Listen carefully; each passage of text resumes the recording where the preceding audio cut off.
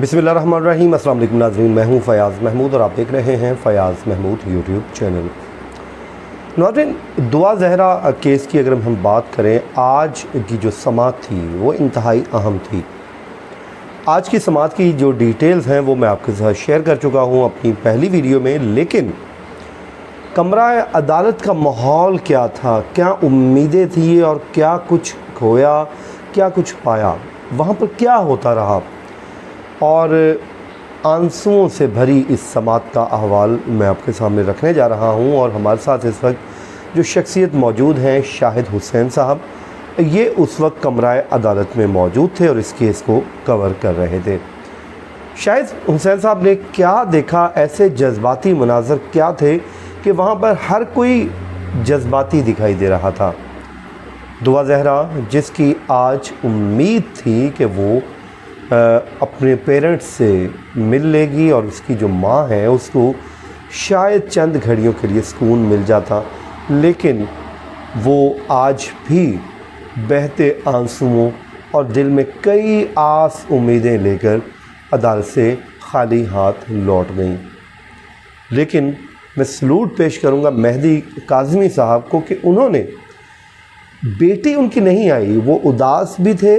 परेशान भी थे और मायूस भी थे, लेकिन उसके बावजूद उन्होंने एक बात पर खुशी का इजहार ज़रूर किया।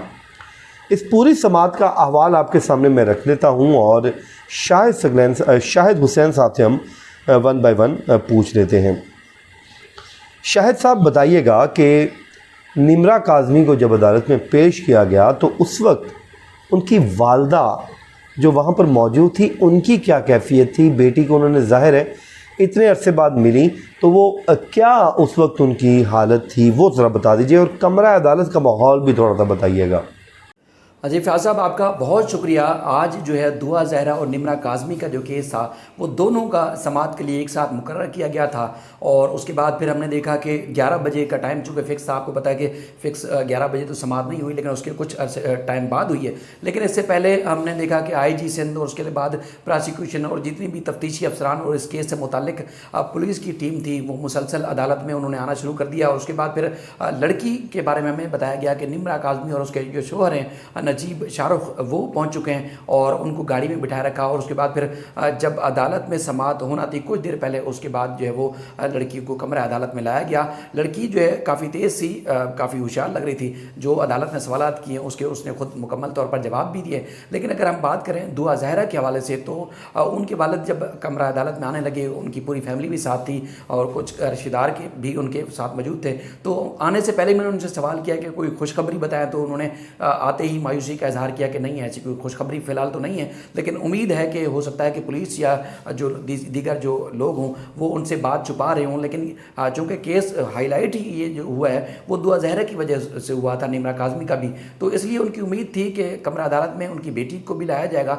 लेकिन उनकी बेटी नहीं थी। और इससे पहले जब केस समाअत के लिए कॉल किया गया तो सबसे पहले दुआ ज़हरा का ही कॉल किया गया, लेकिन जब वकला रोस्टम पर आए तो उसके बाद एडवोकेट जनरल जो थे सलमान तालिबुद्दीन, उन्होंने कहा कि दुआ को केस को छोड़ें, पहले निम्रा के बारे में बात करते हैं। निम्रा जो है कमरा अदालत में मौजूद है, तो अदालत ने कहा चलें ठीक है, दुआ का हम केस बाद में टेकअप करते हैं, उससे पहले निम्रा को जो है वो सुन लेते हैं। तो निम्रा को फिर सामने लाया गया अदालत के, और अदालत ने उन सवालात के जो है वो उनसे जवाबात लिए। लेकिन कमरा अदालत खचाखच बराबर ना सिर्फ पुलिस बल्कि एडवोकेट जनरल, प्रोसिक्यूशन का महकमा, तफ्तीशी अफसरान और उसके अलावा जो लड़कियों के रिश्तेदार कुछ पंजाब से, तौसा शरीफ से लाए गए थे, और उसके बाद फिर कुछ यहाँ कराची से मौजूद थे, और काफ़ी माहौल गर्म था। बल्कि हमने देखा कि दोनों वालिदैन, जिसमें निम्रा की वालदा और इसके अलावा दुआ ज़हरा के वालिद और वालदा कमरा अदालत में मौजूद रहे, और बल्कि जब समाअत जारी रही तो उसमें काफ़ी रोने के उनके भी कुछ मनाजिर हमने देखे कि एक रिकत आमेज़ मनाजिर जो थे कमरा अदालत में देखने में आए। अच्छा, जब दुआ के वालिद को मालूम हुआ कि निम्रा काज़मी तो आ गई हैं लेकिन उनकी बेटी नहीं आई, उसके बावजूद उनका जो रिएक्शन था वो क्या था, वो भी बताइएगा।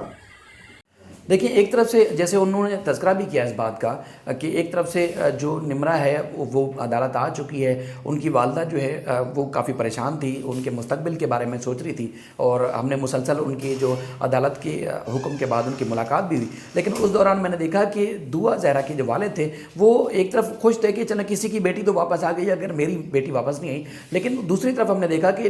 جو نمرہ نے ملاقات کا عدالت نے اجازت دی کہ نمرہ کی جو والدہ ہے وہ ملاقات کرے، تو کمرہ عدالت سے باہر آ گئے اور کافی دیر تک وہ اپنی بیٹی سے بات کرنے کی کوشش کرتی رہی ہیں۔ اس کے بعد پھر میں دیکھ رہا تھا مسلسل کہ وہ جو نجیب شاہ رخ ہیں وہ نمرہ کی والدہ کو کہہ رہے تھے کہ آپ کیس واپس لے لیں، باقی معاملہ میں خود دیکھ لوں گا، کیس واپس لے لیں، میں خود دیکھ لوں گا۔ شاہد صاحب نے بالکل بتایا کہ جو ان کے والد تھے انہوں نے کہا کہ وہ مایوس تھے، پریشان بھی تھے، لیکن اس کے باوجود انہوں نے اپنی بیٹی کے پرواہ کیے بغیر اس بات پہ اطمینان خوشی کا اظہار کیا کہ نمرہ کاظمی کم از کم بازیاب ہو کے واپس آ گئی ہیں، وہ شیلٹر ہوم میں ہیں اور ان کی جو قسمت کا فیصلہ ہے وہ عدالت کر دے گی۔ شاہد صاحب، اب میں اس دکھی ماں کی جانب آتا ہوں کہ جو صرف اس آس کے ساتھ آئی تھی کہ شاید ان کی بیٹی دعا کاظمی آج ان سے مل لے گی، تو ان کی والدہ جو تھی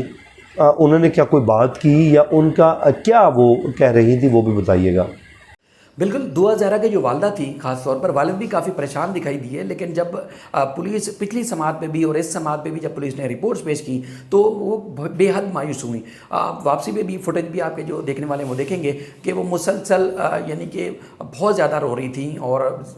ان کے منہ سے الفاظ نہیں نکل پا رہے تھے۔ کافی ان کے جو رشتہ دار تھے وہ ان کو دلاسے بھی دے رہے تھے، تسلی بھی دے رہے تھے، لیکن ہم نے دیکھا کہ ان کے پاس الفاظ نہیں تھے اور مسلسل لگاتار آنسو سے روتی رہیں، اور ان کے جو ہم نے دیکھا کہ دعا زہرا کے جو والد ہیں وہ بھی رو رہے تھے، اور ان کا پورا خاندان یعنی کہ بے حد پریشان تھا کہ ان کو جو توقع تھی اس توقع کے برعکس ہم نے دیکھا کہ وہ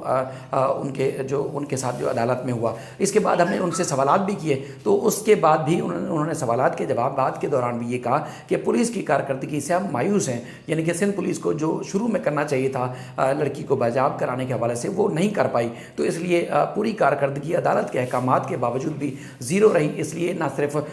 وہ رونے پر مجبور ہیں بلکہ اب ان کی امید جو ہے کافی ہم نے دیکھا کہ دم توڑتی نظر آ رہی ہے کہ عدالت کے احکامات سامنے آئے، اور میڈیا پہ یہ ایشو بھی ہائی لائٹ ہو چکا ہے، لیکن اس کے باوجود پولیس جو ان کی بیٹی کو بازیاب نہیں کرا پا رہی۔ شاہد حسین صاحب نے اس دکھی ماں کی کہانی سنائی جو کہ واقعی افسوسناک اور دل دکھا دینے والی بات ہے۔ میری دعا ہے اللہ تعالیٰ اس ماں کو جلد سے جلد اطمینان اور سکون دے، اور جو اولاد کی جو نعمت ہے اس کا جو سکون ہوتا ہے وہ اس ماں کو اللہ تعالیٰ جلد سے جلد لوٹا دے۔ ناظرین، یہ تھا آج کا ہمارا ویلاگ، اپنی دعاؤں میں یاد رکھیے۔ شاہد صاحب آپ کا بہت شکریہ، آپ نے ہمیں اپنا قیمتی وقت دیا۔ مجھے دیجیے اجازت، اللہ نگہبان۔